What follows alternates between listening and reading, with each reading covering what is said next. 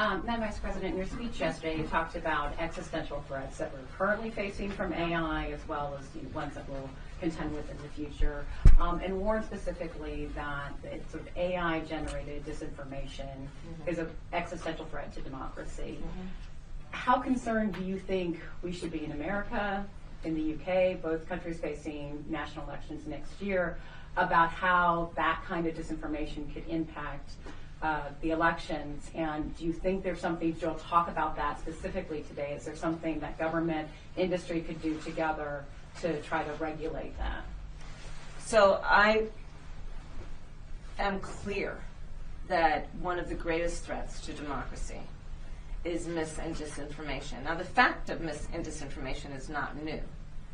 But what increasingly has happened with the evolution of technology is mis and disinformation can spread quickly, and with AI in particular, can take on a form that makes it very difficult for the receiver of that information to distinguish between fact or fiction.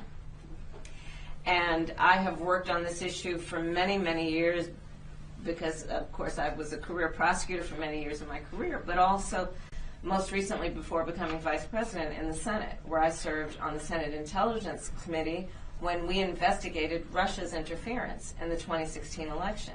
2016 seems like a lifetime ago in technology. And even then, we documented evidence of a nation state attempting to interfere in the election for President of the United States.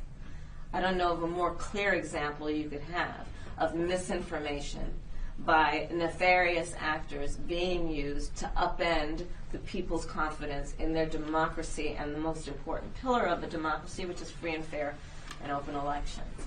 So I come at this issue both with the experience of having seen how it plays out in real time in our own country, and understanding in particular how technology can be a tool in the hands of bad actors who intend to upend democratic institutions and the people's confidence in democracies.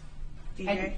Do you think there's anything that can be done in the short term to try to ameliorate that between now and the election? We're going to do everything we can, and what I can tell you coming out of these conversations and conversations I've been having with heads of state is that this is one of the biggest concerns that most leaders have, is the prevalence and the ubiquity of mis and disinformation and what that can do to deteriorate confidence in democracies. Yeah. Madam Vice President, Israel bombed the densely populated Jabalia refugee